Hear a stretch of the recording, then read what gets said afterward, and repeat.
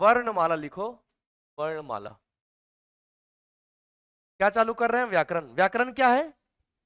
किसी भाषा की नियमावली क्या होती है? उसकी व्याकरण होती है। भाई उस भाषा का संरचना कैसे होगा, उसमें क्या नियम लागू होगा, उसी क्या बोलते हैं? उसका व्याकरण कहते हैं। ठीक है, अब समझिएगा बात को। अब हम व्याकरण के अंदर प्रवेश कर चुके, और व्याकरण की जो सबसे छोटी यूनिट है क्या है? वर्ण है। भाषा की सबसे छोटी इकाई क्या है? वर्ण है। तो हम शुरू कहां से कर रहे हैं? वर्णमाला से। वर्णमाला का शाब्दिक अर्थ क्या है? ठीक है, चलिए देखिएगा। तो वर्णमाला का शाब्दिक अर्थ क्या है भैया? बोलो, चलो बताओ। वर्णों की माला भी बोल सकते हो, और थोड़ा बेहतर ढंग से अगर बोले अपन, तो वर्णों का व्यवस्थित क्रम, अरेंज सीक्वेंस ऑफ वर्ण। ठीक है, तो ये नया टॉपिक चालू हुआ है, तो जो आज डे 1 भी है ना, वो पूरा समझ में आने वाली बात है। आ रही बात समझ में? जो बीत गया उसके टेंशन में मत बैठना कि क्या हो गया करके। जो हो रहा है ना, वर्तमान में ही रहना। ये तो हमारा जो वर्तमान है ना, पीछे क्या हुआ उसको सोच सोच के हम वर्तमान खराब करते हैं। वर्तमान खराब होता है, भविष्य भी खराब हो जाता है। तो बीती को विसार दे और आगे की सुध ले। ठीक है, क्लियर है? रिकॉर्डर मिल जाएगा जो क्लास हो चुका है। और अगर उसमें कुछ समझ में नहीं आता है तो मुझसे पूछिएगा, पीडीएफ भी है उसका। ओके, तो वर्णमाला क्या है? चाहो तो लिख सकते हो वर्णों का व्यवस्थित क्रम। वर्णों का व्यवस्थित क्रम ही क्या है? तो व्यवस्था कर दिया एकदम क्रम से, जमा लिए। ओके, वर्ण का परिभाषा पूछता है, तो वर्ण क्या है? वर्ण मूल ध्वनि को कहते हैं। तो कहते हैं मूल ध्वनि को कहते हैं। भाषा की सबसे छोटी इकाई है, जिसके खंड नहीं हो सकते, जिसको खंडित नहीं किया जा सकता। ये वर्ण की क्या है भैया? ये परिभाषा है। वर्ण को मूल ध्वनि भी कहते हैं, यहाँ हिंदी भाषा की सबसे छोटी इकाई है, इसे खंडित। तो मूल का मतलब क्या है? उसको तोड़ दिया तो मूल कहां से हुआ? मैं सेठानी को तोड़ दूंगा, सेठ धन आनी। सेठ को तोड़ पाऊंगा क्या? से धन ठग कुछ नहीं निकल रहा है। आनी उस पर प्रत्यय लगा था, तो उसका नटवट खोल के अलग किया जा सकता है। किसको? आनी को। आर्य समझ में? अब सेठ क्या हो गया? मूल शब्द हो गया। तो मूल शब्द को मैं नहीं तोड़ पाऊंगा, उसके वर्ण को अलग अलग कर सकता हूं, शब्द को अलग नहीं कर सकता हूं। तो जिन शब्दों को हम अलग नहीं कर सकते वो मूल शब्द, और जिसको हम अलग ही नहीं कर सकते वो क्या है? वर्ण है। इसको कहीं से अगर लिखा है इसको तोड़ ही नहीं सकते।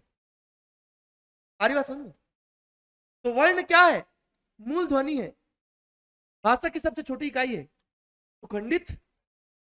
क्लियर है? ये क्लियर है? ये वर्ण की परिभाषा होगी। अब क्वेश्चन पूछेगा वर्ण के प्रकार। किसके प्रकार? वर्ण के प्रकार। ये क्वेश्चन पूछेगा। दो प्रकार वर्ण के। कितने प्रकार? एक होगा स्वर वर्ण और एक होगा व्यंजन वर्ण। क्या क्या होगा? स्वर वर्ण और व्यंजन वर्ण। फिर क्वेश्चन पूछेगा स्वर वर्सेस व्यंजन। स्वर और व्यंजन में अंतर स्पष्ट। पहले तो वर्ण की परिभाषा पूछ दिया, आप वर्ण को परिभाषित कर लिए। फिर क्वेश्चन पूछ रहा है वर्ण के कितने प्रकार? आप बता दिए 2 प्रकार, तो ये भी क्वेश्चन है, ये भी क्वेश्चन है। फिर प्रकार बता दिए स्वर और व्यंजन। फिर क्वेश्चन क्या पूछ रहा है? मेन सा क्वेश्चन, सारे क्वेश्चन है। स्वर और व्यंजन में अंतर बताइए, क्वेश्चन पूछ रहे हैं। जिन वर्णों का उच्चारण स्वतंत्र रूप से बिना किसी अवरोध के होता है उसे क्या कहते हैं? स्वर वर्ण कहते हैं। मतलब स्वर वर्ण का उच्चारण स्वतंत्र रूप से होगा। क्वेश्चन पूछेगा स्वतंत्र वर्ण कौन सा है? स्वर की व्यंजन? स्वर। व्यंजन की परिभाषा क्या है? जिन वर्णों का उच्चारण उच्चारण स्वरों की सहायता से, क्या उच्चारण? जिन वर्णों का उच्चारण स्वरों की सहायता से करते हैं वो क्या है आपका? व्यंजन है। स्वरों की सहायता ले रहे हैं उच्चारण में, इसलिए क्या है? व्यंजन। परतंत्र ये स्वतंत्र है। परतंत्र मतलब ये स्वर पर आश्रित है। बिना स्वर के सहायता के व्यंजन का उच्चारण आप कर ही नहीं पाओगे ना, कर ही नहीं सकते ना। निम्नांकित में से किन वर्णों का उच्चारण अवरोध पूर्ण होता है? व्यंजन। तो इसका उच्चारण बिना किसी अवरोध के नहीं हो रहा अवरोध, इसका उच्चारण अवरोध पूर्ण। अब मैं आपको बता देता हूं कि स्वरों की सहायता से व्यंजन का उच्चारण कर रहे हैं, कैसे कर रहे हैं देखना। बिना व्यंजन, बिना स्वर के सहायता व्यंजन का उच्चारण आप कर ही नहीं सकते। देखो कैसे, देखिएगा।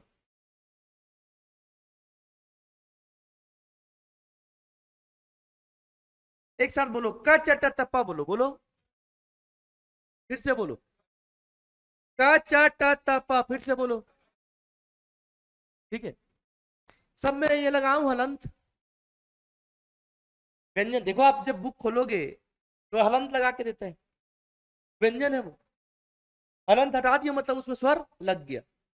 जैसे अगर मैं लिखूंगा क, इसमें क्या लग गया? अ लग गया। अब इसका उच्चारण कर रहा हूं बिना स्वर का, बिना स्वर का ही इसका उच्चारण कर रहा हूं, देखना क का उच्चारण कर रहा हूं, बता चुका हूं क्या आप लोग को? आवाज आ रही है क्या? क का उच्चारण कर रहा हूं, पूरा अंग तक चल दिया। अब ये देखो, पूरा म बोल दिया। जब तक स्वर को नहीं धरूंगा मैं व्यंजन का उच्चारण कर ही नहीं पाऊंगा। आ रही बात समझ में? अब स्वर का सहायता ले रहा हूं, क ख ग घ अंग, च छ ज झ इया, ट ठ। आ रही बात समझ में? अब समझिए इसको, व्यंजन का उच्चारण स्वरों की सहायता से करते हैं और अवरोध पूर्ण होते हैं। अवरोध है देखो, क अटक रहा है, अटक रहा है, अवरोध हो रहा है। स्वर के, स्वर के उच्चारण में देखो नहीं अटकेगा। आ आ ई उ, कहीं से कोई स्पर्श नहीं कर रहा है, कहीं से मुख का कोई भाग कहीं से कुछ स्पर्श नहीं कर रहा है ना, कहीं से कुछ स्पर्श नहीं कर रहा है, इसलिए इसका उच्चारण स्वतंत्र रूप से हो रहा है। और चूंकि स्पर्श करके अटक जा रहा है, इसलिए इसके उच्चारण में किसका सहायता ले रहे हैं? स्वर की सहायता ले रहे हैं। और चूंकि जीभ का कोई ना कोई भाग, मुख का कोई ना भाग, कोई ना भाग कहीं कहीं टच करता है, इसलिए व्यंजन को हम स्पर्शी भी कहते हैं, स्पर्शी वर्ण। क्लियर है? स्वर वर्ण और व्यंजन वर्ण। अब क्वेश्चन पूछेगा स्वर वर्णों की संख्या कितनी? तो स्वर वर्णों की संख्या 11, व्यंजन वर्णों की संख्या कितनी? 33। ये भी क्वेश्चन है, ये भी क्वेश्चन है। अब हम वर्णमाला में कितने वर्ण पढ़ते हैं भैया? वर्णमाला में हम वर्ण पढ़ते हैं, वर्णमाला में हम वर्ण पढ़ते हैं यहाँ पर 52, 52 वर्ण पढ़ते हैं। यहाँ पर कितना हो रहा है भैया? 11 और 33 कितना बन रहा है? 44 बन रहा है। 52 कैसे और 44 कैसे? क्या नाम बेटा आपका? जानवी? तो है क्या? हाँ हाँ, लाइट, इसको बंद कर दूंगा ना, लाइव वाले हदर जाएंगे। हाँ, ये चमक रहा है, इधर भी चमकाना पड़ता है।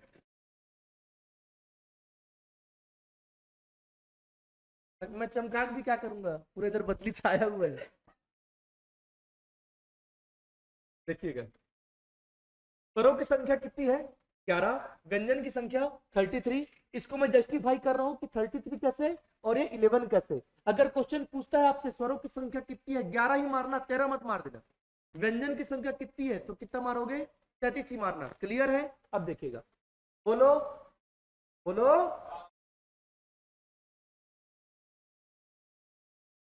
ई ई, अंतर तो दिखाओ। ई ई एक ही लग रहा है। अ आ, ई ई, उ ऊ, किसी का री, ए ओ औ। हम अह को विधर लेते हो, लेकिन अब जबरदस्त कॉन्सेप्ट है, देखिएगा। अम और अह जो है, इसको बोलते हैं अयोगवाह। क्या बोलते हैं? अयोग वाह। इसका मतलब क्या है? अयोग का मतलब है नहीं योग, अयोग का मतलब नहीं योग। किसमें नहीं योग? किसमें योग नहीं हो रहा है? स्वर में, ना स्वर में योग होगा ना व्यंजन में। अम और अह का योग न स्वर में होगा न व्यंजन में। वाह मतलब होता है वहन करना, विचरण करना, अस्तित्व होना, प्रयोग होना। अम और आ का योग न स्वर में हो रहा है न व्यंजन में हो रहा है, इसलिए अयोग। फिर भी वहन करता है, फिर भी प्रयोग करते हैं, फिर भी इसका अस्तित्व है, इसलिए इसका नाम है अयोग वाह। और क्यों नहीं, क्यों स्वर में नहीं योग कर रहे हैं, क्यों व्यंजन में नहीं? बोलो अम, बोलो अम, अ म। तो स्वतंत्र के बाद रबक, तो किस में डालोगे? अम, हा, अटीटा हाँ, हम रबक। इसीलिए न स्वर में योग न व्यंजन में प्रयोग करते हैं, इसलिए क्या नाम है? अयोगवा। तो गिनेंगे नहीं, भले उपयोग है। न स्वर में गिनाया का ना व्यंजन में नहीं। क्लियर है ये? अयोगवा। पर्टिकुलर, इंडिविजुअली अम को अनुस्वार कहते हैं और अह को विसर्ग कहते हैं। अम को हम ऐसे दर्शाते हैं और विसर्ग को हम ऐसे दर्शाते हैं। क्लियर सबको? चले आगे। व्यंजन वर्ण 33, ये जस्टिफाई हो गया। व्यंजन वर्ण की संख्या कितना लिखा मैंने? 33। देखिए क्या, क्या बोलो एक साथ बोलो, चलो मैं नहीं बोलूंगा, आप लोग बोलो, बोलिएगा। फिर आपका या रा, रा, फिर आपका सा, सा,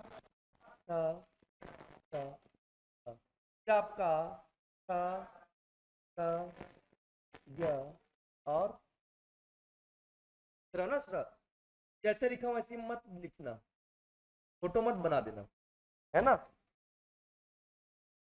आपका कोई भरोसा नहीं है।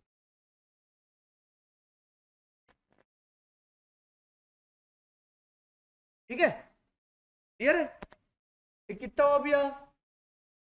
5 पंचे 25, 12, 25 और 37 हो गया। 37 अड़ा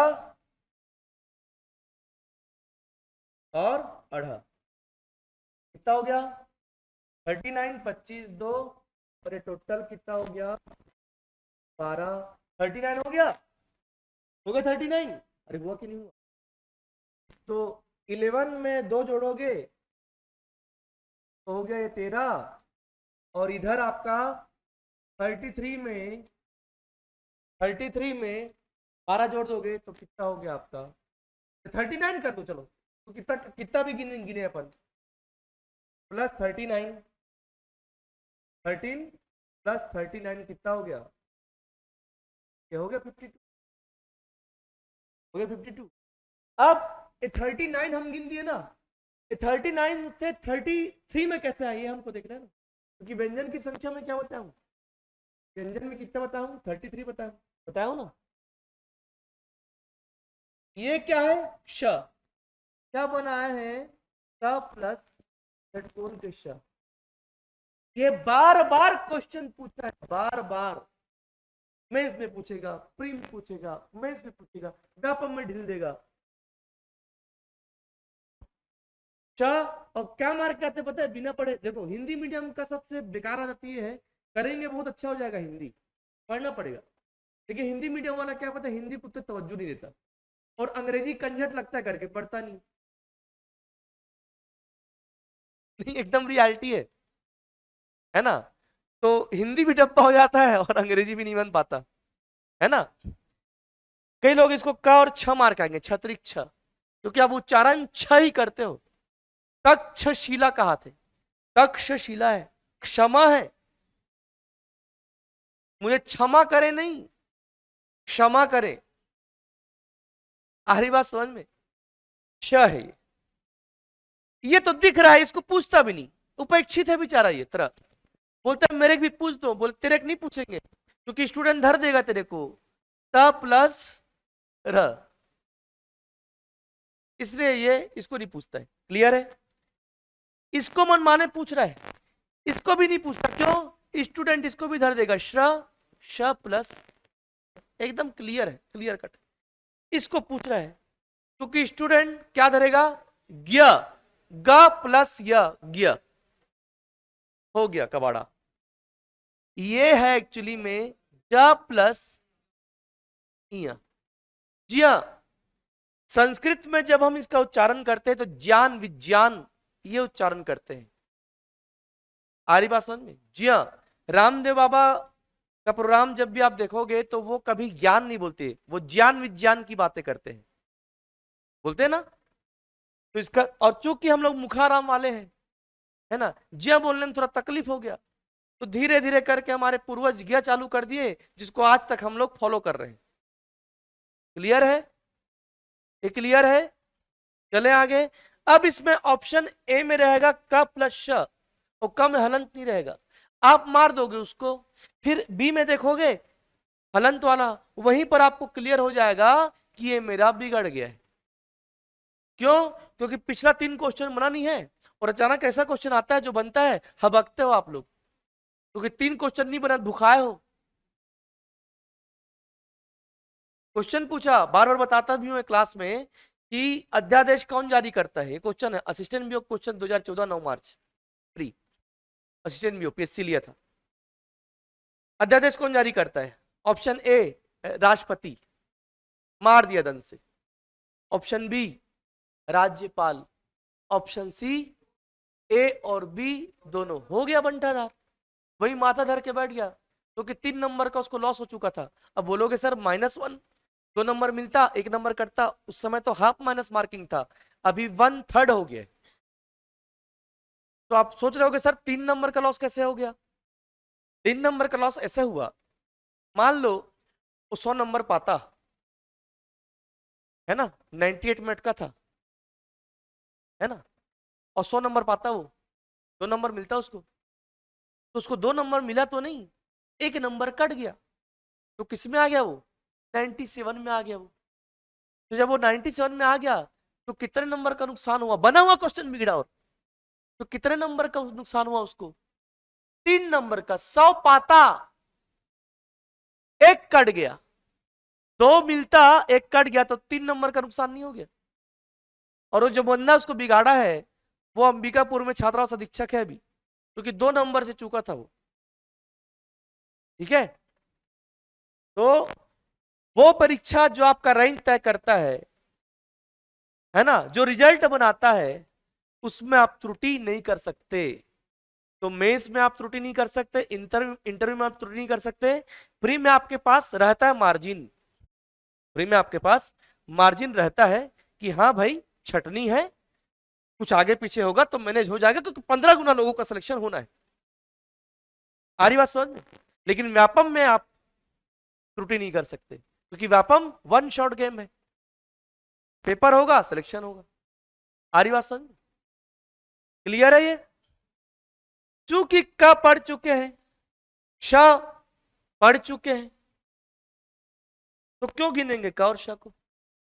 कोई ये सबको पढ़ चुके हैं ना, तो दोबारा गिनने का कोई औचित्य है क्या? ये अलग अलग व्यंजनों का मेल है। किसका मेल है? अलग अलग व्यंजनों का मेल है, इसलिए इसको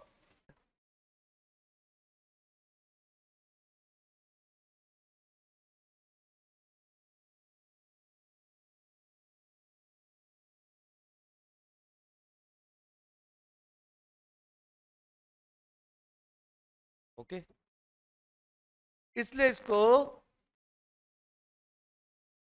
संयुक्त,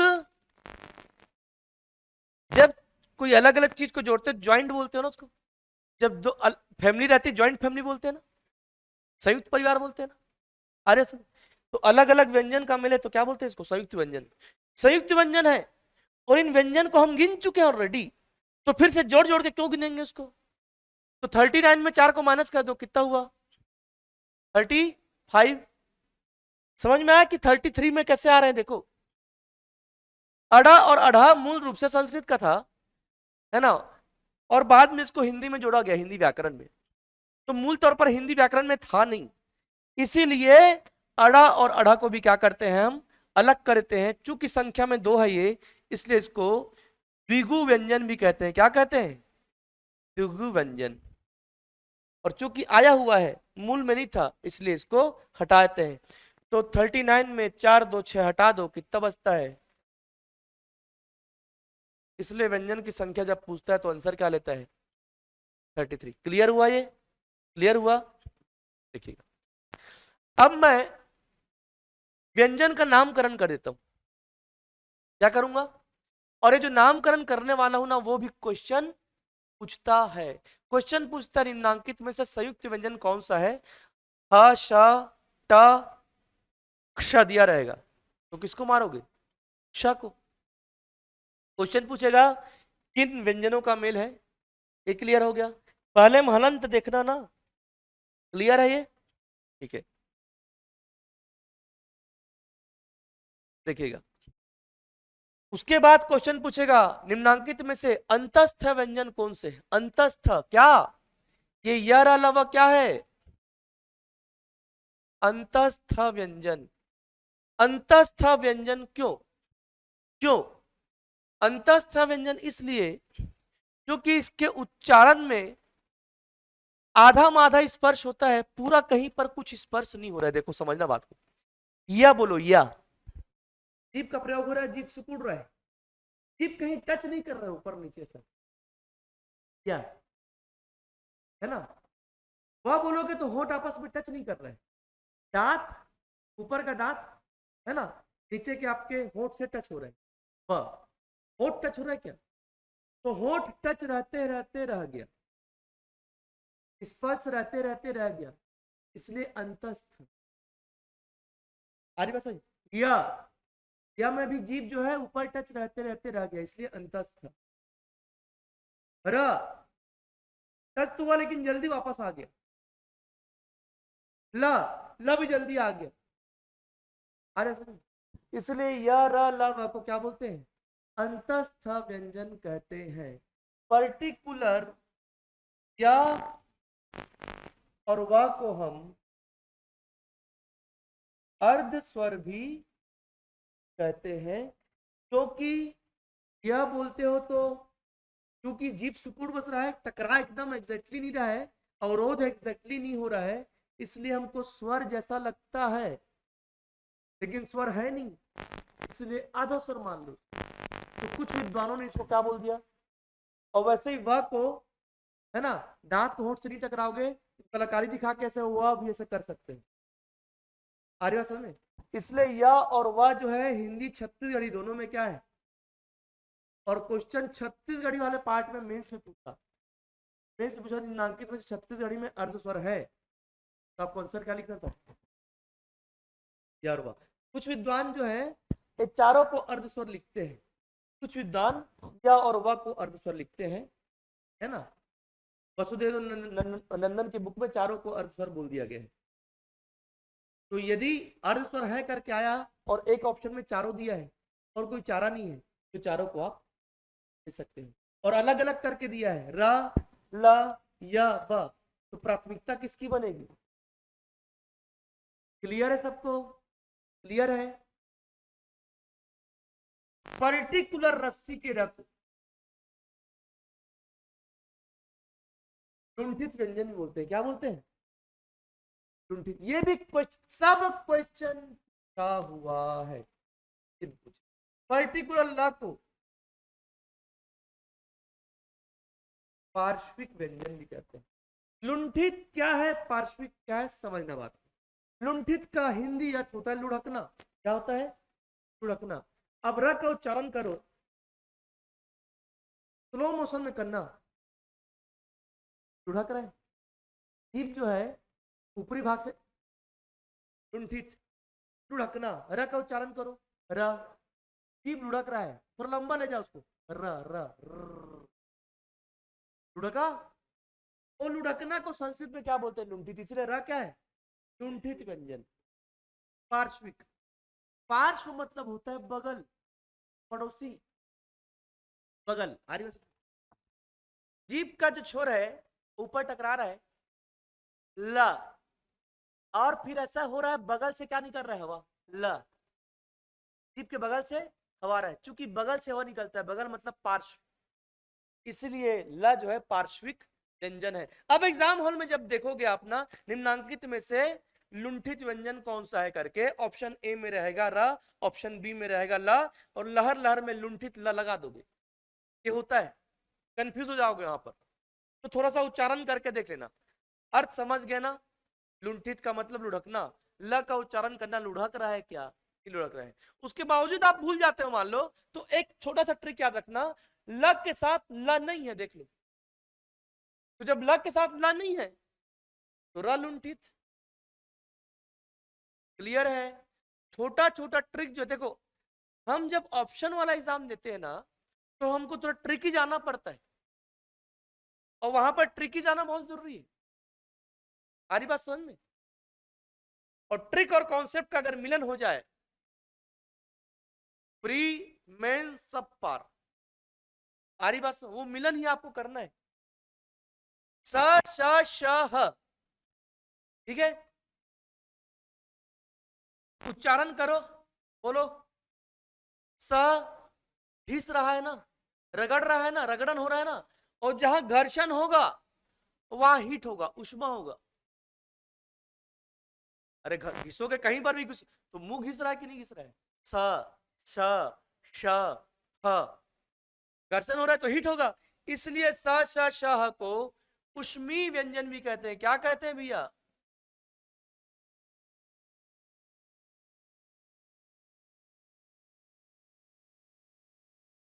निम्नांकित में से उष्मी व्यंजन है, इसको मारना। कई बार क्वेश्चन में, व्यापम में उष्मी संघर्षी दे देता है, तो यही उष्मी है, और उच्चारण में संघर्ष हो रहा है ना, इसलिए यही क्या है, उष्मिता है। तो चाहे उष्मी बोलो या उष्मी खाली संघर्षी नहीं, उष्मी संघर्षी। क्लियर है? उष्मी संघर्षी, क्लियर है, उष्मी संघर्षी। लाइव क्लास क्लियर है?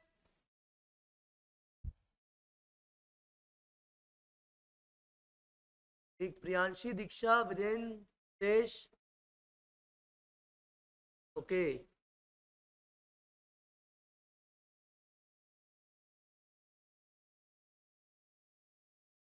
वेरी गुड बेटा।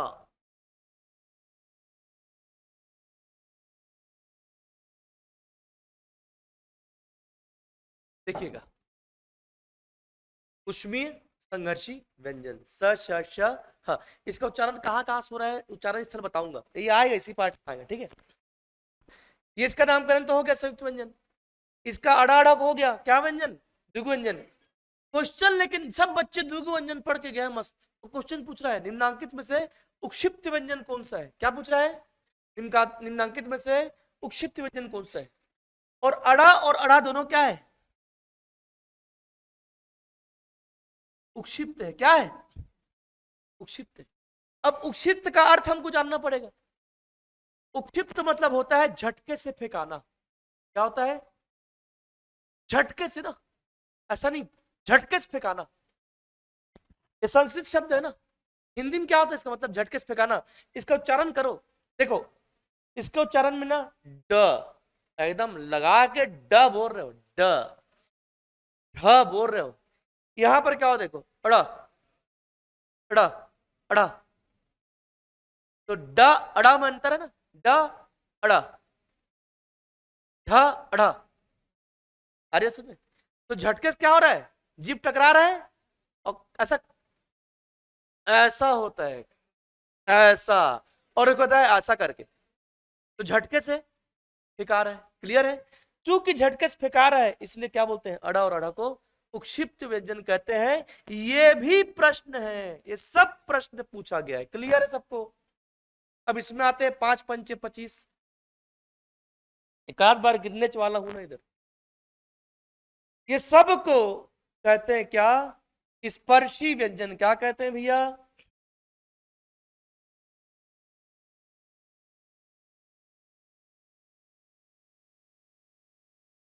स्पर्शी व्यंजन। क्या कहते हैं? स्पर्शी व्यंजन। ठीक, चूंकि जीभ का कोई ना कोई पार्ट कहीं ना कहीं, मुख का कोई ना कोई पार्ट कहीं ना कहीं आपस में स्पर्श करते हैं, इसलिए क्या नाम है, स्पर्शी व्यंजन। क्लियर है? अब च छ ज झ को बोलो,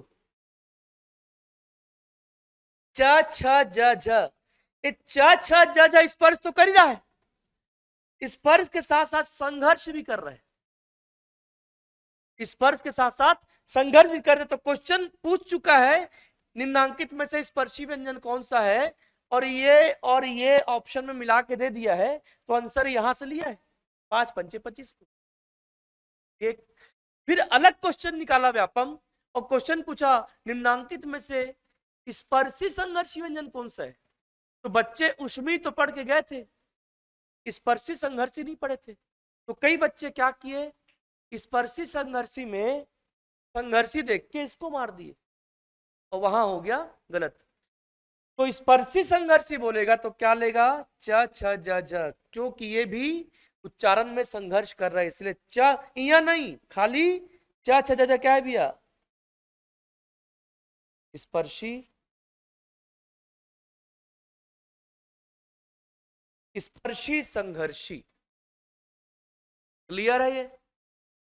अब देखो ये सीरीज क्यों याद कराया, ये बहुत काम की सीरीज है, उच्चारण स्थल बताऊंगा तो सीरीज काम आएगा। फिर से बोलो बिना देखे, बोलो क च ट त प, क च ट त प। कल बताऊंगा तुम लोग को, हाँ उसको पूछ ही नहीं पाया उससे, मेरे फोन फोन लगाना कल फिर से, है ना। हाँ, स्पर्शी संघर्ष, ठीक है। विधानसभा के चक्कर में ना, और कल शिवरतन शर्मा मनमाने धर लिया था शिक्षा मंत्री को, उठ नहीं रहा था वेतन विसंगति वाले मामले में। सहायक शिक्षक और शिक्षक दोनों के वेतन में बहुत ज्यादा विसंगति है। ऐसा क्यों है, वो कारण, और उसके लिए समिति बना है, समिति बना, छोड़ो ये बहुत अच्छा है, सब मस्त चल रहा है, मजा आ रहा है, मूड ठीक है। बैठे हैं ऑनलाइन, मंत्री के हाथ कोई मान लो देख रहा होगा अभी। कहा था मैं,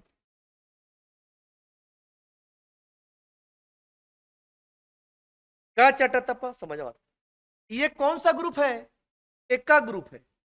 क ख ग घ अंगा ग्रुप कौन सा है, का ग्रुप को हम लोग हिंदी में क्या बोलती है, वर्ग, क वर्ग है ये च वर्ग है। च वर्ग में कौन कौन सा आ रहा है, च छ ज झ य, ट वर्ग, ट वर्ग, प वर्ग। क्लियर है। प्रत्येक वर्ग में 1 2 3 4 5, प्रत्येक वर्ग में कितने वर्ण, 5 वर्ण, वर्ग वर्ण। क्लियर हो रहा है। प्रत्येक वर्ग में कितने वर्ण, 5 वर्ण। यदि मैं बोलूं च वर्ग का तीसरा वर्ण कौन सा है, तो च छ ज। प वर्ग का दूसरा वर्ण कौन सा है, तो प फ।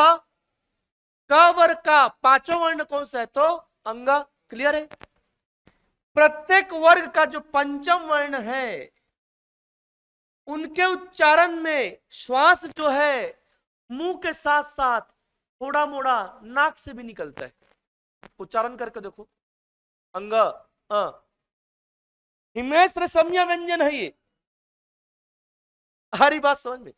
अंग इय अण न म नाक का प्रयोग हो रहा है, चूंकि नाक का प्रयोग हो रहा है, थोड़ा मोड़ा श्वास नाक से निकल रहा है, इसीलिए इसको नासिक्य व्यंजन भी कहते हैं। क्वेश्चन पूछेगा पंचमाक्षर बताइए, तो ये पंचमाक्षर है, अंग इय अण, ये पंचमाक्षर भी है क्या ये। क्लियर है। ये नासिक्य व्यंजन भी है। क्लियर है ना। पंचमाक्षर की संख्या कितनी है, 5 ही 6 नामी पंचमाक्षर, इधर से 5वां नंबर पे, और ये 5 ही 6। क्लियर है। नासिक व्यंजन क्लियर है। अब यहां से एक बात उठती है, देखो अब व्यंजन का नामकरण हमने सारा कर दिया, सभी व्यंजन का हमने क्या कर दिया, नामकरण। अब समझिएगा बात को, एड। एक तो अनुस्वार है कि नहीं है, है ना, ये ये अनुस्वार। एक पढ़ते हो आप अनुनासिक, क्या पढ़ते हो? अनुनासिक है ये चंद्र बिंदु। और दोनों में बहुत कंफ्यूज रहते हो आप लोग, एक बिंदु और चंद्र बिंदु में बहुत कंफ्यूज रहते हो, उच्चारण करना आपको नहीं आता, कैसे उच्चारण करें, ये समस्या आती कि नहीं आती? उस समस्या का निवारण मैं कर रहा हूं, देखो।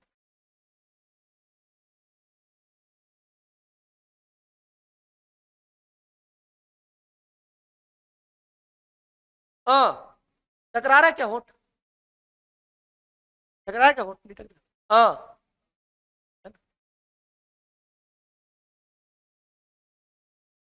अम, टकरा गया होठ, अंतर समझे आप?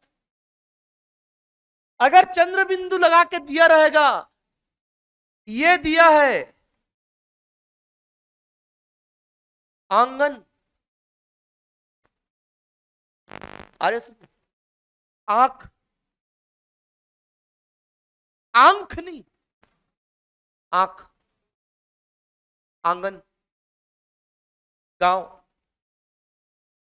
और मैं सब में यदि सिंगल बिंदु लगा दूं,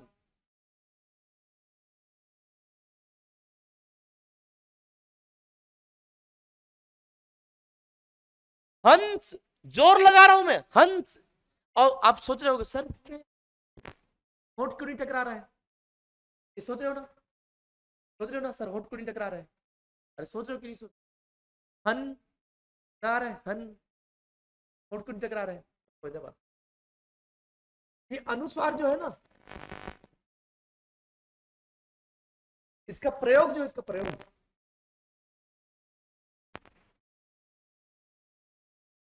पंचमाक्षर या नासिक के व्यंजन के स्थान पर ही किया जाता है। कैसे? देखो अब कैसे, हाउ, देखो कंठ को ऐसे भी लिखते हैं और कंठ को ऐसे भी लिखते हैं, देखे होगे आप। इंद्र को ऐसे भी लिखते हैं, इंद्र को ऐसे भी लिखते हैं, देखे होगे आप।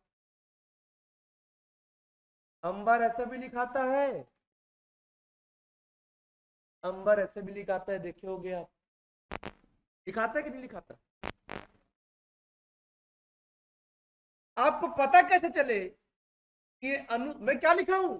पंचमाक्षर के बदले, नासिक की व्यंजन के बदले, और मार्केट में एकदम देखो ये भी यूज करोगे तो सही है। और पंचमाक्षर के बदले हम किसका प्रयोग करते हैं? अनुस्वार का।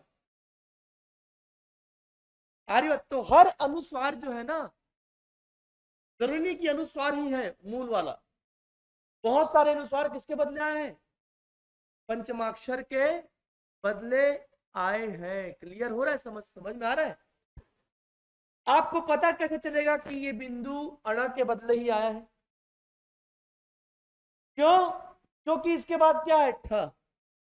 इसके बाद क्या है? ठ। और ठ के अंतिम में क्या आता है? ट ठ ड ढ अणा। इसके बाद क्या है? द। द में आखिरी में क्या आता है? ट थ द ध न। इसके बाद क्या है? ब।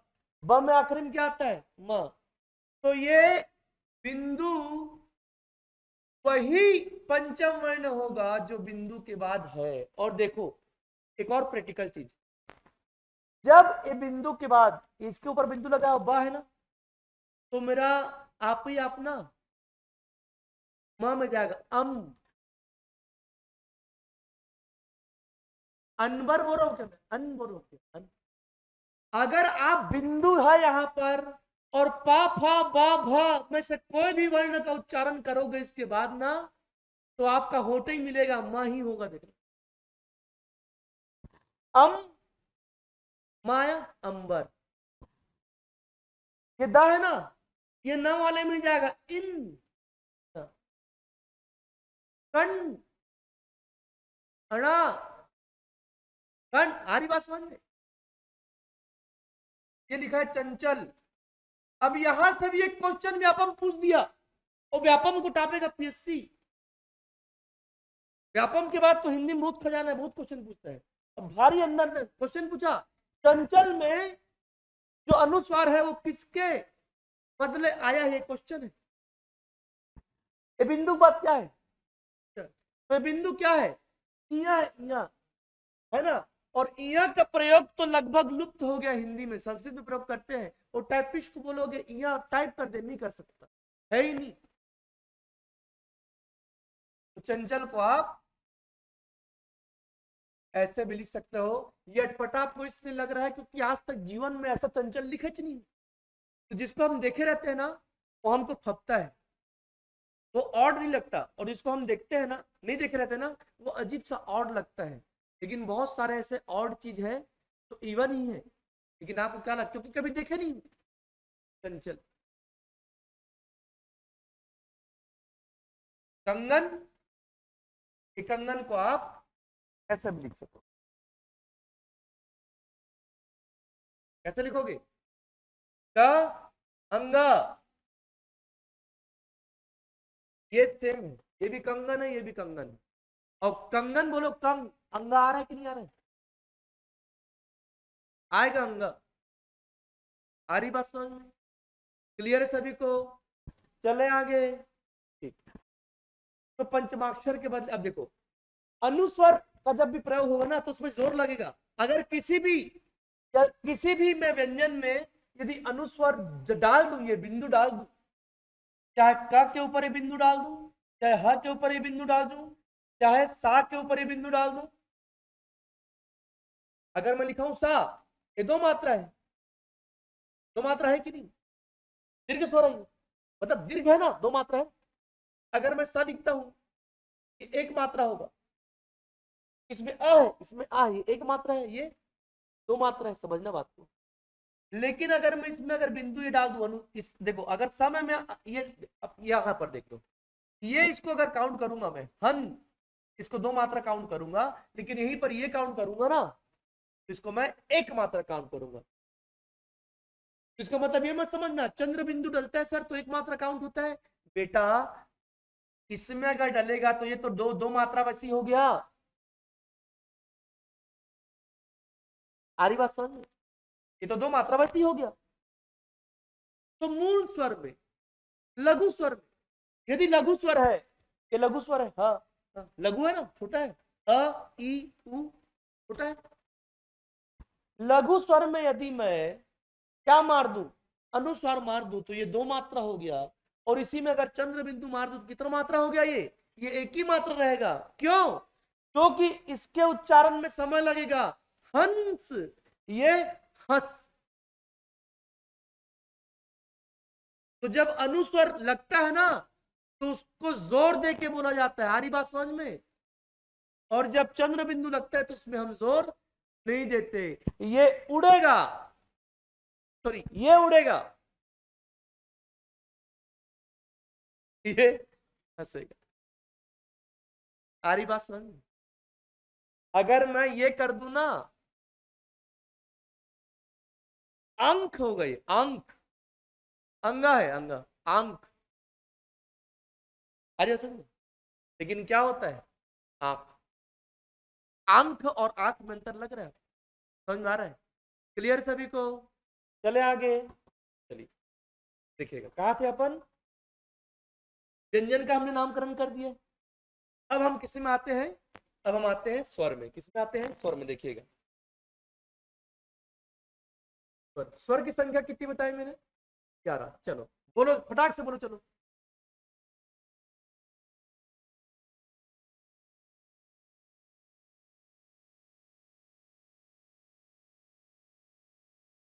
ओ आओ, चलो वेरी गुड।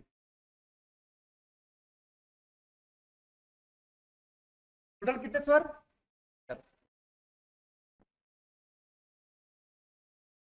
अलग अलग आधार पर स्वर के प्रकार को पूछेगा। किस पर, अलग अलग आधार पर स्वर का प्रकार।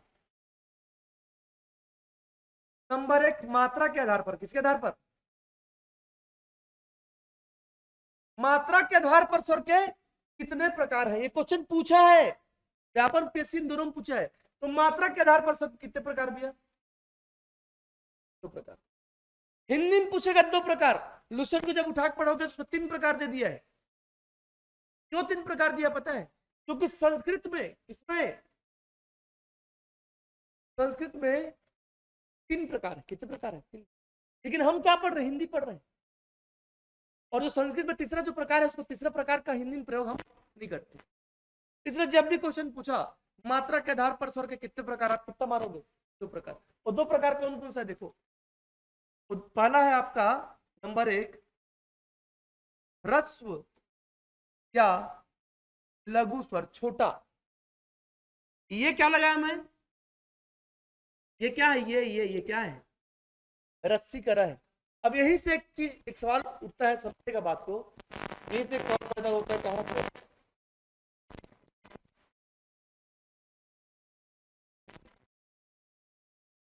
देखिएगा। मात्रा क्या? मात्रा, मात्रा। उरा का मात्रा है, ऐसा व्यंजन है जिसको हम मात्रा में प्रयोग कर रहे हैं। किसको? र को। र का सिंबल है, र का चिन्ह है। मात्रा का सिंबल है, लेकिन किसी व्यंजन का सिंबल देखे हो क्या? लेकिन र ऐसा व्यंजन है जिसको सिंबॉलिक तौर पर हम लिखते हैं। किसको? र को। देखिएगा मात्रा, ये किसकी मात्रा है? आ की। आ की मात्रा नहीं होती, क्योंकि आ तो मिला हुआ है, हरन लगाओगे आ, तो मैं आ की मात्रा को लिख ही नहीं सकता। उसके लिए मेरे एक व्यंजन लिखना पड़ेगा। आ रही बात समझ में? क्लियर हो रहा है? आ की मात्रा है, ई की मात्रा, बड़ी की मात्रा, छोटे ऊ, बड़ा ऊ। ये किसकी मात्रा है? ऋषि की मात्रा। ओके, ये क्या बताया मैं? आ, ये ये ये छोटा ऊ, ये बड़ा ऊ, ये ये एक की मात्रा, ये है की मात्रा। एक जन ये लिख के आ गया। ये जो है ए, ये अपने आप में एक मात्रा है। आ रही बात समझ में? उसके बाद ये अपने आप में मात्रा एक लग गया। के बाद ये जो है ये अपने आप में एक मात्रा है। तो मार्केट में ये है, और मत लगा देना। आ रही बात समझ?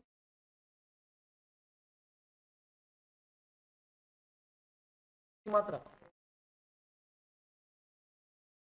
ये किसकी मात्रा? ओके, क्यों बता रहा हूं देखिएगा।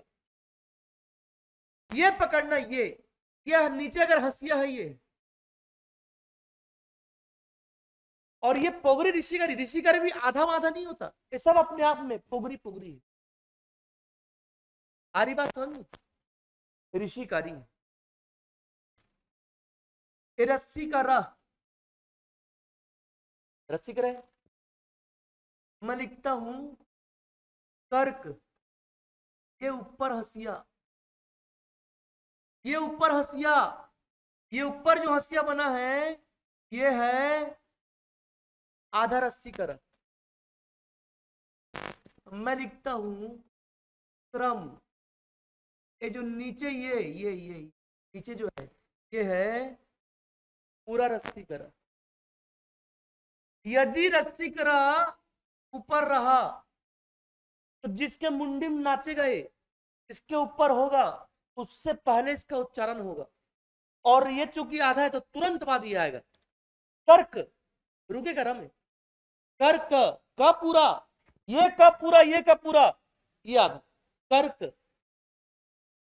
का के ऊपर है, का से पहले उच्चारण, ये नीचे है। मुंडी में रहेगा तो पहले, और गोड़ में गिरेगा तो बाद में। गोड़ में भरे गिरा है, लेकिन इरा र पूरा है और एक का आधा है। अब इसका उच्चारण करो, क्रम, का आधा र पूरा, क्रम, क्र, र पूरा बोल रहे हो, क्रम। क्लियर है? क्लियर हो रहा है? अब लिखा है पार्श्व, पा के बाद र बोल रहा हूं, कर्क, क र क, कर्क। जिससे पहले आता है उसके मुंडी में नाचता ही।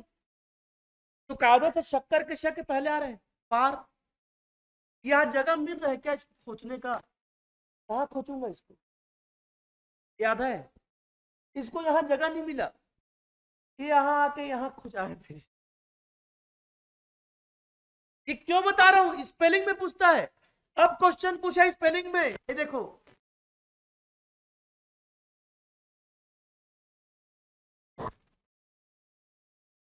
और यहीं पर एक ऑप्शन में दिया है,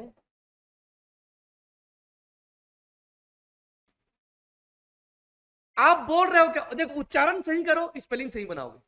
आप क्या बोल रहे हो, क्या बोलते हो? आशीर्वाद। आप आशीर्वाद बोल रहे हो, और बच्चा आशीर्वाद बोल के इसको सही मार के आया है। चलो उच्चारण करते हैं ना, मैं आपको कॉन्सेप्ट बताया हूं, जिससे पहले आता है वहां पर उच्चारण करते हैं, जिसके ऊपर आते हैं वहां पर। तो आप क्या बोल रहे हो? आ शी र वाद, रवाद, तो वाह के ऊपर रहेगा। इसको पढ़ो, आ श के ऊपर ये है, तो इसका उच्चारण श के पहले आना चाहिए। ये क्या लिखा है? आर्शीवाद लिखा है, स्पेलिंग करेक्शन। अब इसको देखो, आशीर्वाद, आशीर्वाद, ये क्लियर हुआ? तो जब स्पेलिंग पूछेगा ना, तो इसको आपको करेक्ट करना है। दुर्व्यवहार लिखो तो चलो, दुर्व्यवहार। अब उच्चारण करके देखो, दुर, दु के बाद रहा, फिर व्यवहार, वह आधा हो गया है, वह आधा हो गया है, तो ऊपर का रस्सी का रख कहां खोचोगे उसको बताओ। देखो, दुर्व्यवहार, वेरी गुड। अब समझ में आया? लिख पाओगे अब? नहीं तो इसको आप लोग पहले बहुत, वह के ऊपर कैसे लगाए, वह आधा है या के ऊपर। क्लियर है ना? ये क्लियर हुआ? चलिए,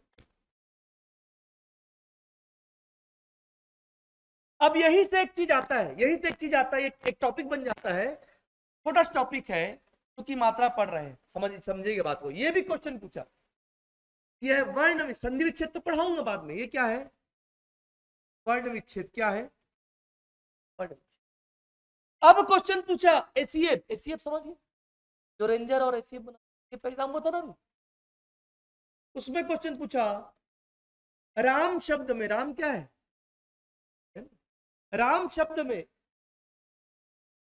कितने वर्ण है? वर्ण का क्या पूछ रहा है? देखो, मैं वर्ण विच्छेद कर रहा हूं, देखो, र, र में कौन सी मात्रा? आ की, आ। अब इसी को बच्चे क्या करते हैं पता है? कि आ की मात्रा पोगरी लिखाएगा ना, ऐसा मत करना, र धन अ नहीं, ए है तो ए लिखाएगा, बड़ा ही है तो बड़ा ही लिखाएगा, छोटा ही है तो छोटा ही रहेगा। आ रही बात समझ में? हो रहा है क्लियर? र धन आ की मात्रा आ, धन म में क्या लगा है? आ। तो राम शब्द में कितने वर्ण है जी? 4। और यही पर यदि पूछता राम शब्द में कितने अक्षर हैं, तो ये 1, ये 2, तो राम शब्द में अक्षर कितने हैं? 2। अब समझ गए वर्ण वर्सेस अक्षर, समझिए अंतर, समझिए दोनों में। एकदम मूल को लेगा वर्ण में, और अक्षर में पूरा का पूरा मात्रा लगा लुगा को सैघा कर देगा। क्लियर है सब? अब अपने अपने नाम को लिखो, और कल मुझे बताना कि आपके नाम में कितने वर्ण हैं, ठीक है? ये राम पूछा, वर्ण संख्या पूछा, और निषेध का वर्ण विच्छेद पूछा, तो होमवर्क है, इसको भी निकाल के लाना। चलो क्या निकालोगे, यहीं पर निकाल देते, चलो बताओ। नल के ना हलंत लगा देता हूं, कौन सी मात्रा? ई, तो ई छोटी ही है ना, तो छोटी ही लिखूंगा। धन, षटकोण का श, एक ही मात्रा, धन एक ही मात्रा, तो ए ही लिखूंगा। धन ध, ध में क्या लगा है? अ, तो ये निषेध का वर्ण विच्छेद है। अपने अपने नाम का करके आना, ठीक है? अब ये क्या लिखा है? कर्क, इसमें का पूरा है, तो का अ, रा आधा है, तो रा के बाद अ पाएगा ही नहीं, क्योंकि रा तो आधा ही है, तो आ क्यों लिखूं? रा आधा है, फिर ये का पूरा है, का प्लस अ। क्रम, इसमें का क्या है? आधा है, तो का हलन, इसके बाद आ करूंगा मतलब का पूरा कर दिया मैंने, का था का। फिर रा में क्या लगा आ, फिर माँ में लगा आ। कितना वर्ण है क्रम में, 1 2 3 4 5। क्लियर हो सबको? यहां से भी क्वेश्चन बनता है। अब देखिएगा स्वर के कॉन्सेप्ट में आ रहे थे ना,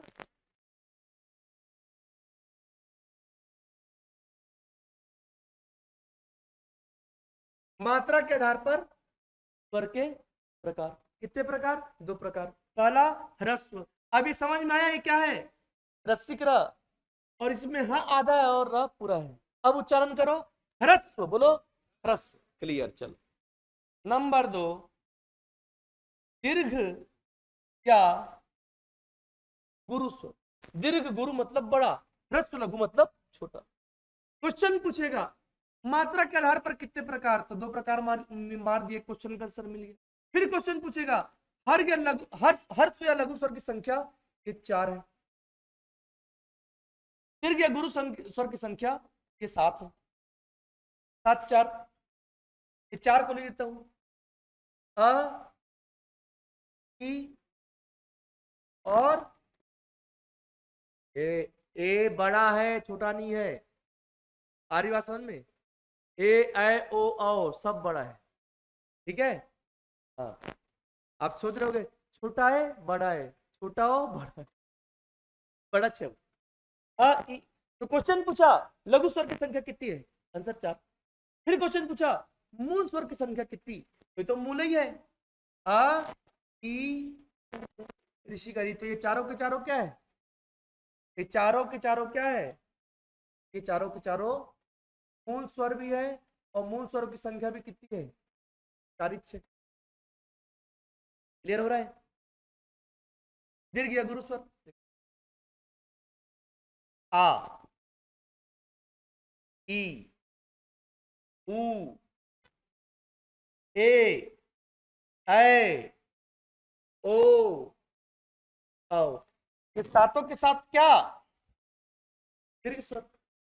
ये आ बन रहा है किससे किससे, आ प्लस आ से आ बन रहा है। ये ई प्लस से बड़ा ही, ये उ प्लस उ बड़ा उ। क्लियर है? ए बन रहा है,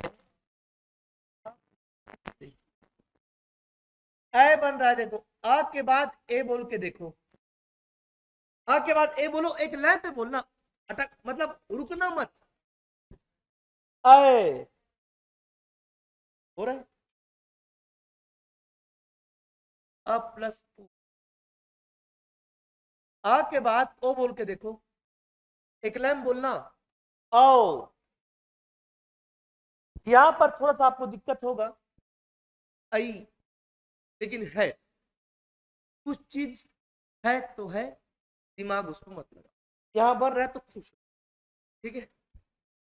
अ उ है ना, अब बात ओ बोलो आओ। आ रही बात समझ में? क्लियर है ना सबको? एक जन इसको मार के आया है आपका ओ प्लस ओ आओ। ए प्लस ए नहीं है भैया, 2 ओ को मिलाकर औ नहीं बन रहा है, अ और ओ आओ बन रहा है। क्लियर है ये? अब देख समझिएगा बात को, यहां पर समान स्वरों का मेल हो रहा है, लेकिन यहां पर देखो अकमल इस अकमल ए से सभी असमान स्वर है, और जहां अलग अलग आपस में जुड़ता है, मैं व्यंजन में क्या बताया, संयुक्त व्यंजन। तो ये चारों के चारों क्या होंगे, असमान स्वरों के मेल से बनना, इसलिए क्या ये क्वेश्चन भी पूछ चुका है, संयुक्त स्वर कहलाएगा। और क्वेश्चन यही पूछा है संयुक्त स्वर की संख्या कितनी, तो भैया 4। क्लियर है? ये संयुक्त स्वर की संख्या कितनी, 4। सबको क्लियर है? अब समझना बात को, यहां पर अ दिया है, समान स्वरों का मेल आ बन गया। यार एक चीज बताओ, अ का मेल आ से होगा तो भी आ बनेगा। अब आपके दिमाग में आ रहा होगा सर ये तो असमान हो गया, कैसे असमान हुआ, ये आ किससे बना है, आ और आ से। तो अ और आ का मिलना भी असमान नहीं है। ये क्यों बता रहे हो? क्योंकि संधि में पढ़ोगे, संधि पढ़ोगे तो चाहे अ से मिले आ ही बनेगा, चाहे आ से मिले आ ही बनेगा, चाहे आ से मिले तो भी आ ही बनेगा, और आ मिलेगा तो भी आ ही बनेगा। और ये असमान स्वरों का मेल नहीं है, ये समान स्वरों का ही मेल है। आ रही बात समझ? ये समान स्वरों का ही मेल। ऐसा मार्केट में ना इसके बाद इधर नहीं है कि आ मिला सर तो ऐसा है नहीं। हो सकता है आप लोग व्याकरणविद बन के कुछ नया करो, सर थोड़ा क्रिएटिविटी क्यों बोले। ठीक है, क्लियर है ये? अब क्वेश्चन पूछा, मात्रा के आधार पर स्वरों का जो प्रकार ये जो बोल रहा है, इसका अर्थ क्या है? इसका अर्थ क्या है? इसका अर्थ है, इसका अर्थ है उच्चारण में लगने वाला समय। क्या है? यदि किसी स्वर का उच्चारण कर रहे हो तो कम समय लग रहा है क्या? यदि उच्चारण में कम समय लगा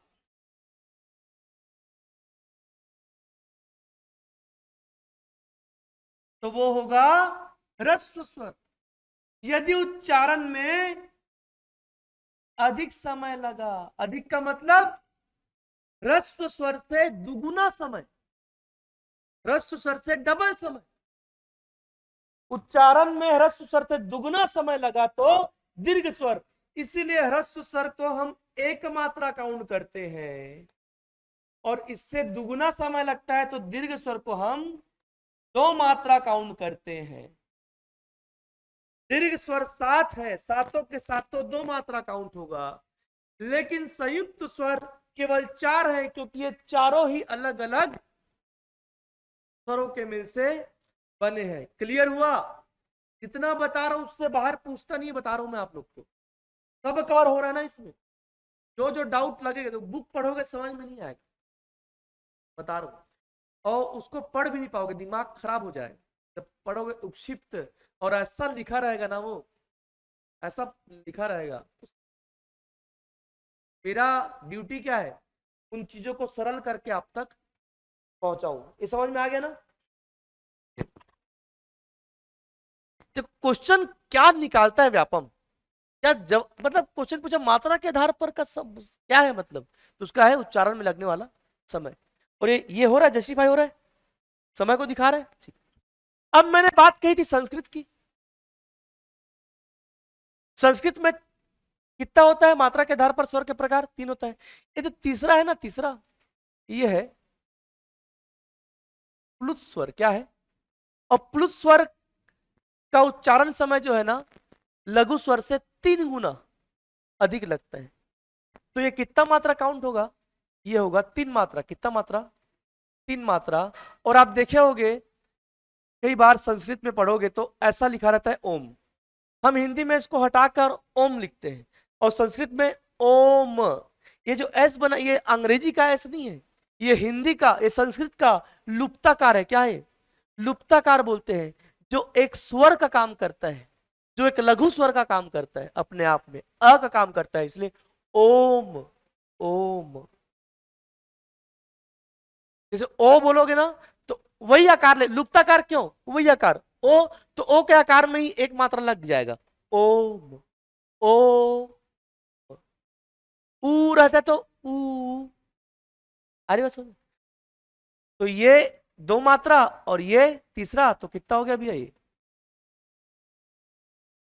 क्वेश्चन पूछेगा, भले हिंदी का एग्जाम दोगे लेकिन क्वेश्चन क्या पूछ देगा पता है? एक तो पूछे हिंदी में मात्रा के आधार पर स्वर के 2 प्रकार। क्वेश्चन पूछेगा प्लुत स्वर में कितने मात्रा काउंट करते हैं, पूछ दिया तो प्लुत स्वर में 3 मात्रा काउंट करते हैं। क्लियर है सबको? चले आगे देखिएगा। दूसरा, जिह्वा। जिह्वा, जिह्वा, इसमें व पूरा है, ह आधा है। कैसे इसका होगा? ज हलंत प्लस ई प्लस ह हलंत प्लस व प्लस आ। जिह्वा के प्रयोग के आधार पर, किसके प्रयोग के आधार पर? जीवा के प्रयोग के आधार पर स्वर के कितने प्रकार? तो भैया जीवा के प्रयोग के आधार पर स्वर के 3 प्रकार। एक टाइम आया जब पीएससी दन दन दन ये क्वेश्चन पूछा, दो पीएससी प्री 2015, 16, 17 तक के क्वेश्चन आया, बार बार व्यापम भी पूछ रहा है जीव, है ना। और ये नहीं पूछा जीवा के प्रयोग के आधार पर, ये जो 3 प्रकार है ना उसको क्वेश्चन में बार बार पूछा। तो जीवा के प्रयोग के आधार पर स्वर के कितने प्रकार? 3 प्रकार। नंबर 1 अग्र स्वर, नंबर 2 अग्र आगे, मध्य बीच में, पश्च पीछे, है ना। अग्र स्वर, मध्य स्वर, पश्च स्वर। इसका मतलब मैं आपको समझा सकता। जिह्वा के प्रयोग के आधार पर का मतलब होता है जब स्वर का उच्चारण करेंगे ना तो कौन से स्वर के उच्चारण में ना जीभ का, देखो अब जीभ पूरा फोकस, मुंह में मत करो फोकस, जीभ में करो, है ना। जहां से आपका जीभ ऐसा निकल के आ रहा है ना बाहर, अंदर से लेकर बाहर तक इमेजिन करो। अब बोलो आ, आ, आ बोल रहे हो तो जीभ के कौन से भाग में प्रेशर पड़ रहा है?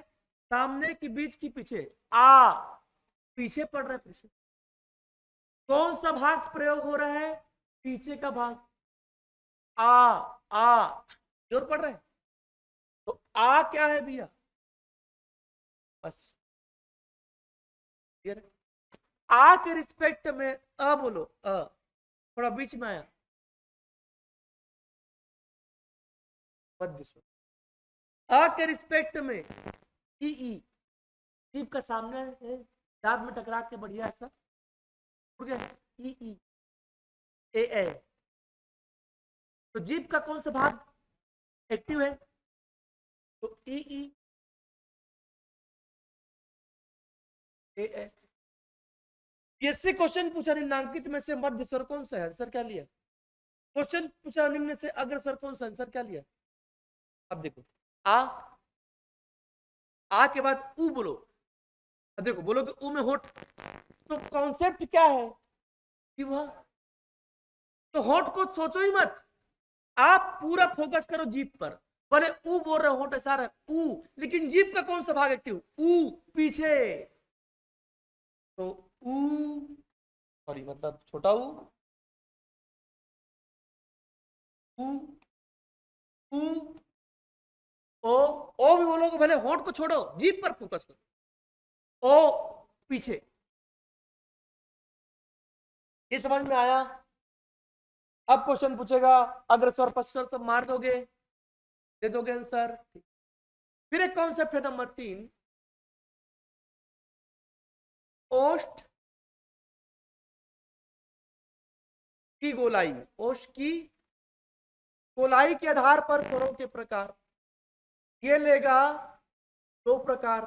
क्यों 2 प्रकार? गोल मतलब होता है वृत्त, वृत्त बनता है गोल, बोलते गोल वृत्त, सर्कल जी। तो कौन से स्वर का उच्चारण करोगे? होठ बोला ना, होठ में हमारा होठ जो है, ओष्ठ मतलब होठ, गोल हो जाए। तो 2 प्रकार, गोल का मतलब होता है वृत्त, तो नंबर 1 वृत्ताकार, और वृत्त नहीं होगा नॉन सर्कल तो अवृत्ताकार। कितना आसान है। तो होठ के गोलाई के आधार पर स्वर के 2 ही प्रकार होंगे, जिसमें होठ गोल हो रहा है उसको वृत्त बोलेंगे, तो जिसमें नहीं हो रहा है उसको अवृत्त बोलेंगे। और होठ, अब पूरा फोकस होठ पे करो, अब उच्चारण करके देखो कि होठ गोल किसमें होता है? अ, आ, ई, ऊ। सामने आ कैसे ऊ, है ना, ऋषि नहीं हुआ, नहीं हुआ, ए नहीं हुआ, ए नहीं हुआ, ओ औ। तो होठ गोल बस हो रहा है ऊ, ऊ, ओ, औ, बाकी सभी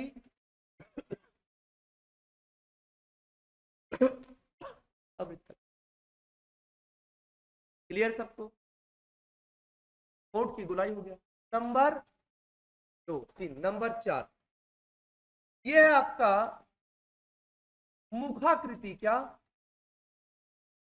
मुखाकृति के आधार पर स्वर के 4 प्रकार। कितने प्रकार? 4 प्रकार।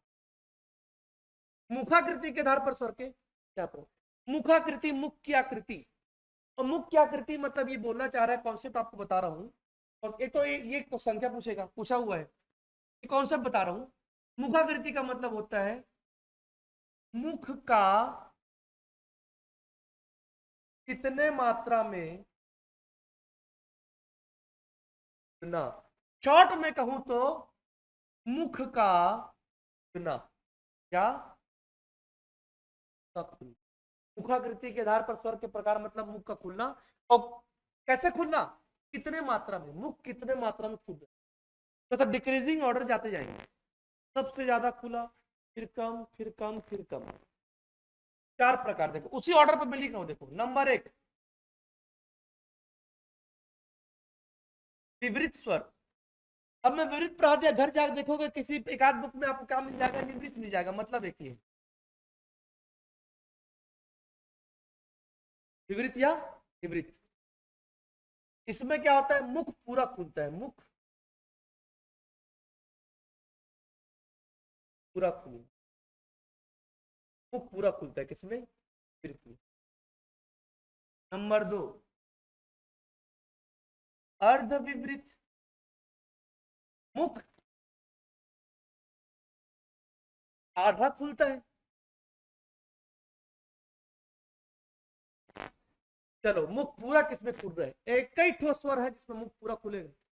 बोलो आ, पूरा खुल रहा है, आ पूरा मनमाने खुल गया जितना खुल रहा है। आ, क्या लिख दो,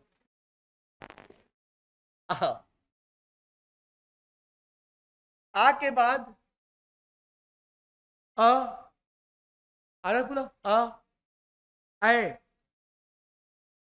मुख खुला है, उसको देखो, अ, आए, आओ। इसमें मुख आधा खुला है, अ, आए, आओ। नंबर तीन, अर्ध संवृत। नंबर चार, संवृत। अब देखो संवृत का मतलब क्या होता है पता है, मुख का बंद होना। यहां पर मुख आधा बंद है, क्या है, आधा बंद। अब सोच रहे हो कि सर आधा खुला और आधा बंद में अंतर क्या है। इसमें अंतर यह है, दोनों में आधा ही है मुख, लेकिन एक पोजीशन खुलने की ओर जा रहा है और एक पोजीशन बंद होने की जा रहा है। तो खुलने की ओर जा रहा है और आधा खुला है, बंद होने की ओर जा रहा है और आधा बंद है। आ रही बात समझ में,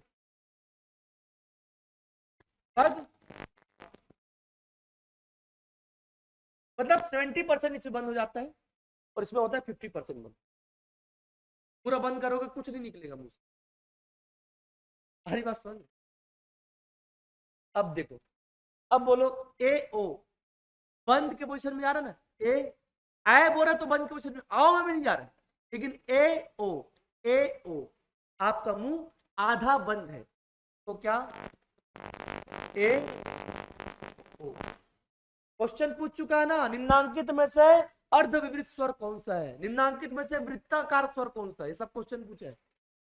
ऐसा ही कौन कौन दिला रहा है इसमें से, आप लोग के लिए तो बहुत ज्यादा फायदेमंद है, क्योंकि व्यापम का पैटर्न है। और पीएससी पूछेगा मेंस में, पीएससी किसे पूछेगा, मेंस में। अब आधा बंद, अब देखो लगभग बंद है ना, देखो आप, ऊ, ऊ, ऊ, ई, ई। अच्छा पान वान भरे टाइप का फीलिंग नहीं आ रहा है, ई ई रे बोलो, ई ई, पचले मत कर देना फिर। तो ई ई ऊ ऊ, ये है आपका समृद्ध, 70% लगभग बंद। इन सब एरिया से क्वेश्चन आता है, तो आपको पंचमाक्षर का प्रयोग वाला भी कॉन्सेप्ट में आपको बता दिया, ठीक है। कल पढ़ेंगे उच्चारण स्थल, पढ़ेंगे मुख के कौन कौन से भाग से उच्चारण हो रहा है। इसके अलावा अन्य जो महत्वपूर्ण तथ्य है ना वर्ण के बारे में, वो भी हम जानेंगे एग्जाम के दृष्टिकोण से। तो कल अपना वर्ण जो है ना वो कंप्लीट हो जाएगा, और कल प्रवेश करेंगे अपन वर्तनी में। वर्तनी मतलब स्पेलिंग, क्या होता है, स्पेलिंग। क्लियर सभी को, क्लियर है ना। चलो जाते जाते देख लो, आप लोग को थोड़ा कॉन्फिडेंस बूस्ट हो जाएगा, क्वेश्चन कैसे पूछ रहे हैं। हिंदी कौन सी लिपि में लिखी जाती है? नासिक की व्यंजन है। चौथा, पांचवा, कौन सा वर्ण? स्व आश्रित वर्ण को कहते हैं व्यंजन की स्वर। स्वाश्रित मतलब स्वतंत्र, और पर आश्रित मतलब व्यंजन।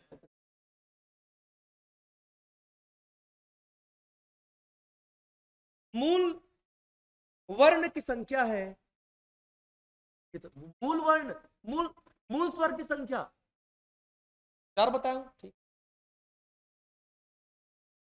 देखो वर्तनी में बताऊंगा, वर्तनी वाला क्वेश्चन है। वर्तनी का सबसे बड़ा आधार क्या है, कल बताया था। आप मात्रा को करेक्ट कैसे करोगे? उच्चारण। तो आंसर क्या लिखा है? उच्चारण। ये दिख रहा है, उच्चारण। तो मात्रा को सही करने का सबसे बड़ा आधार है उच्चारण। उच्चारण सही करोगे तो आपका मात्रा क्या होगा भैया? करेक्ट होगा, है ना। मूल स्वर तो बता दिया हूं। ओके, चलिए, है ना। तो वही घुमा, शब्द और वर्ण में अंतर मेंस में पूछा है, स्वर और व्यंजन में अंतर मेंस में पूछा है, फिर मेंस में उसी घुमा पूछा है, 16 में भी पूछा है, 18 में उसी रिपीट किया है। उच्चारण स्थान पूछा है, 4-5 क्वेश्चन उच्चारण स्थान के हैं। चलो उच्चारण स्थान में आऊंगा। ए स्वर किस प्रकार का है? संयुक्त, स्पर्शी, किस प्रकार का है? किस प्रकार का है? हर्ष स्वर कौन सा है? ए स्वर क्या है? कौन स्वर है? संयुक्त स्वर है कि हर्ष स्वर है? अरे ए किससे अलग अलग स्वरों से मिलकर बना ना, संयुक्त स्वर होगा ना, ठीक है। कौन सा व्यंजन छत्तीसगढ़ी में अर्ध स्वर है? अर्ध स्वर, या और वर्ण किसे कहते हैं? मेंस का क्वेश्चन है, क्या है वर्ण? लिख दो। देवनागरी लिपि का विकास कौन से लिपि से हुआ है? 2015 में पूछे।